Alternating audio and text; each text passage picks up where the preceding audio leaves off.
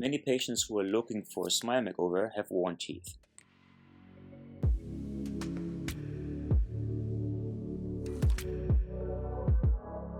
Their goal is easily explained: the desire to have beautiful and youthful teeth again. It appears that this is an easily achievable goal. However, teeth do not just carry aesthetic attributes. In fact, their purposes are various functional attributes such as speech and chewing.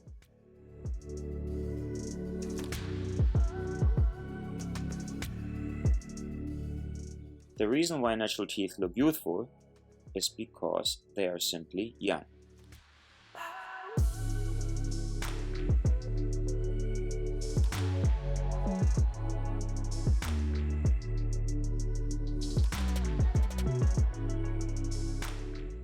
As we get older, our body changes. So do our teeth.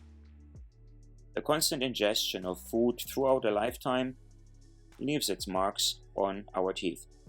They wear. And since they do not contain any active cells within their mineral matrices, they cannot grow back what they have lost. Hence, after a few decades, teeth just look their age.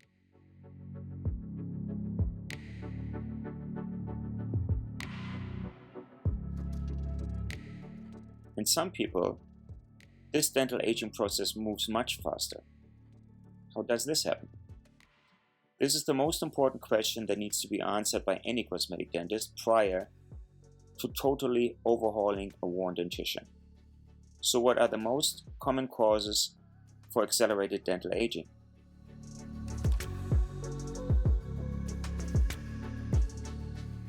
One common denominator is the disharmony between the chewing interfaces of upper and lower teeth and their respective mandibular joints. Dental misalignment during childhood, orthodontic treatments, skeletal discrepancies, and trauma may be the cause of a disparity between the jaw's home position and the maximum contact surface between upper and lower teeth. Often the joints have to be shifted out of their sockets to allow a maximum number of teeth to meet. While it appears only logical that nature creates such a mechanism to allow for proper digestion of food, it may also be detrimental. Here's why. The brain functions just like a GPS that puts the mandible into the most efficient position for chewing function, which is much more important than speech or a social smile. Food needs to be crushed to be of optimum nutritional value. What happens when the natural GPS requires the movement of the mandibular joint into a position that allows for maximum amount of teeth to meet so that they are able to execute what they are designed for?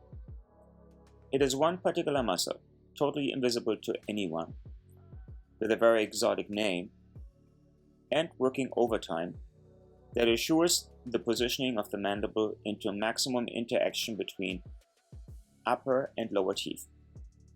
That muscle is usually very successful. Teeth often appear to be in a perfect relationship. However, this would only be the case if the joints would be in their home position at the same time. But in these cases, they are not. Temporomandibular joints have to glide down a slippery incline, a slippery slope, to follow the muscle that pulls them forward. This opens the bite in the back. The lower teeth shift forward and start rubbing against the incisal edges of the upper front teeth. Being in this kind of a situation long enough, the incisal edges start to wear. Many individuals with that condition become clenchers or grinders.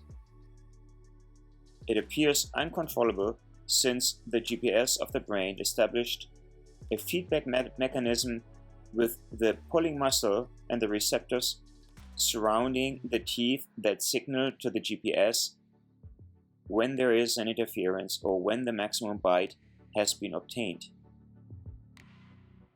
It becomes the GPS's never-ending quest of trying to find the best jaw position, which is obviously not possible due to the discrepancy between the joint's home position and the teeth's home position.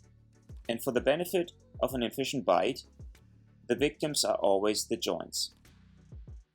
Patients end up with a deformation of discs, joints, and ligaments, leading to all kinds of symptoms, none of them very pleasant.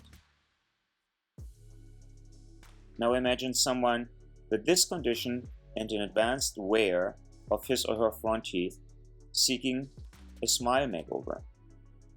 Understanding the condition of dental wear and its possible causes, it is now more apparent that a simple placement of porcelain veneers obviously would not work.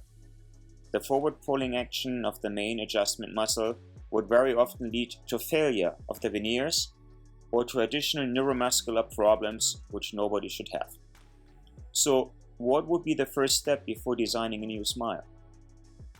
We need to find the joint's home position and analyze how upper and lower teeth relate to each other in that home position. In dentistry, this position is called centric relation.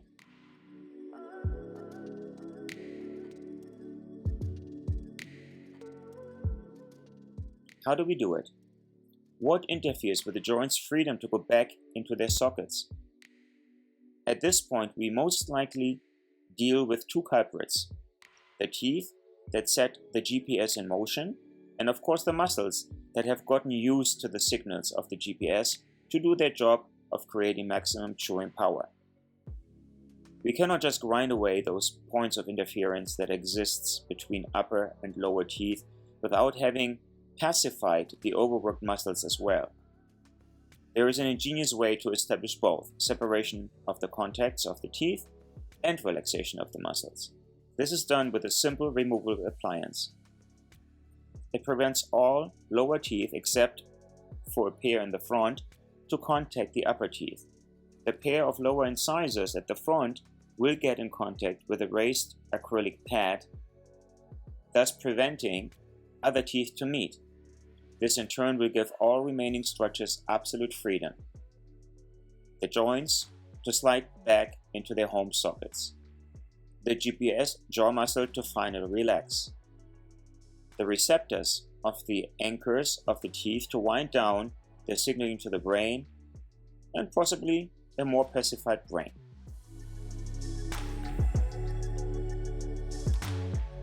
While there may be other reasons for worn teeth and the various TMJ problems, which I do not want to discuss here, this removable appliance has helped many people with worn teeth.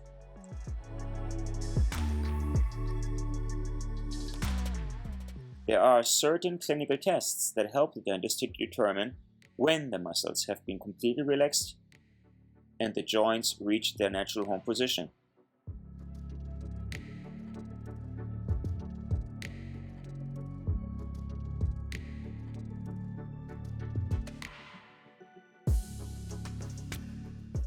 Once verified, a bite record with the appliance in place will be taken.